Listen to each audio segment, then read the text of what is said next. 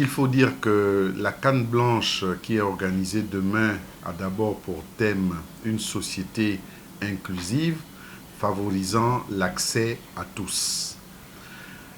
Au vu de ce thème très évocateur, malheureusement, les nouvelles autorités ministérielles ne sont peut-être pas informées de cette journée.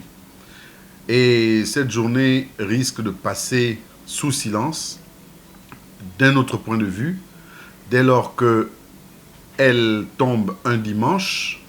Et qui dit dimanche dit occupation religieuse, d'où cette journée va passer complètement sous silence. Mais qu'à cela ne tienne, avec déjà votre interview de ce jour, cela permet d'avoir une visibilité sur cette journée appelée la Canne Blanche. Il faut dire que la Canne Blanche est un outil que les personnes déficientes visuelles dans leur ensemble, c'est-à-dire les personnes malvoyantes et les personnes aveugles, utilisent pour leur quotidien.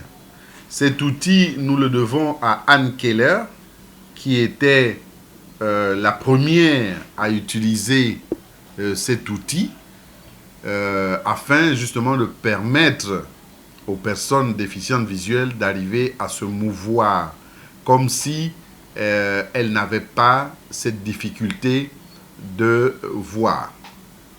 Au niveau de la fédération, la première grande difficulté, c'est que nous avons certes une subvention de 15 millions, mais c'est une subvention insignifiante, je vais le dire comme ça, parce que c'est une subvention de fonctionnement. Or, la fédération est représentée sur l'ensemble du territoire national, et déjà, elle ne peut pas, avec 15 millions de fonctionnement, arriver à se mouvoir et arriver à réaliser ses activités sur l'ensemble du territoire. D'où justement l'appel que nous faisons au niveau des nouvelles autorités afin que cette subvention soit revue à la hausse. Et pour arriver aussi à réaliser nos activités, nous avons besoin des moyens roulants nous permettant d'aller recueillir les attentes des personnes handicapées dans leur ensemble et particulièrement celles déficientes visuelles qui sont dans la précarité dans l'ensemble du territoire national. Nous avons, outre cela, nous avons besoin d'un siège parce que ici nous sommes dans la maison de la société civile gabonaise qui n'est pas le siège de la fédération. Donc nous avons besoin d'avoir un siège, d'avoir une adresse sociale où nous serons reconnus par cette adresse sociale-là. Aujourd'hui, les personnes déficientes visuelles et l'ensemble des personnes handicapées vont avoir des difficultés à obtenir du matériel orthopédique. La déficience visuelle aujourd'hui, à travers la canne blanche, comment allons-nous faire aujourd'hui pour avoir des cannes blanches et surtout pour les redistribuer dans l'ensemble du territoire national? Parce que la déficience visuelle n'est pas propre à la capitale. Non, elle est sur le plan national, dans toutes les provinces, dans tous les départements. Et ces personnes ont besoin, par exemple, de cet outil appelé canne blanche. Aujourd'hui, grâce à votre télévision, nous lançons aux plus hautes autorités le cri d'alerte de véritablement reconsidérer la personne déficiente visuelle afin qu'elle puisse être intégrée dans le renouveau qui va être impulsé dans le nouveau Gabon que nous allons connaître.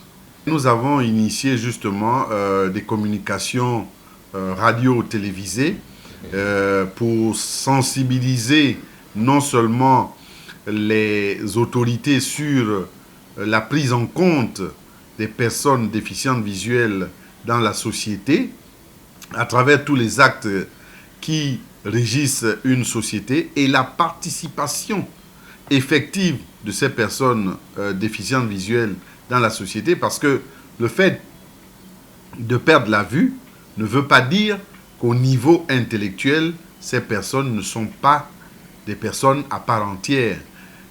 puisque nous sommes un certain nombre qui avons été dans des écoles, qui bénéficions justement de postes dans l'administration gabonaise, et justement il faut valoriser un peu plus les personnes déficientes visuelles par rapport à d'autres corporations ou à d'autres typologies de handicap, parce que nous sommes le parent pauvre du handicap.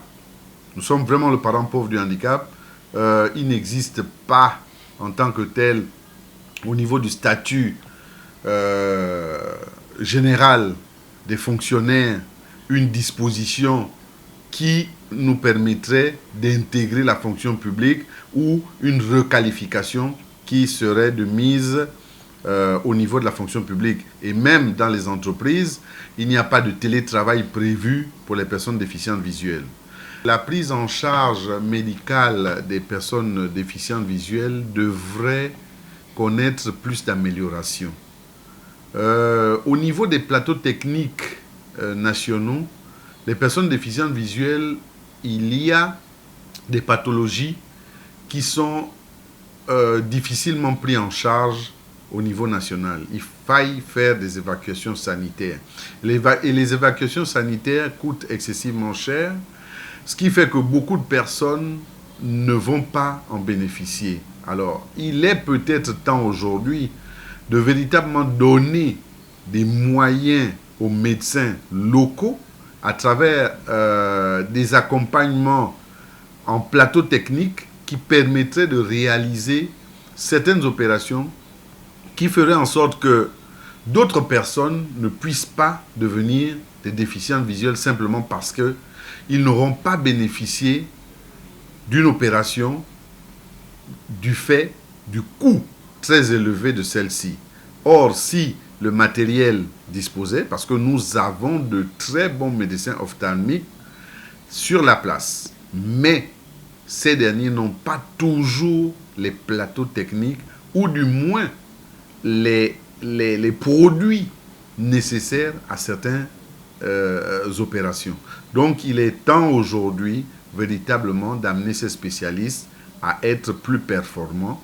Et donc, c'est notre cri aussi de cœur que nous lançons une fois encore aux nouvelles autorités.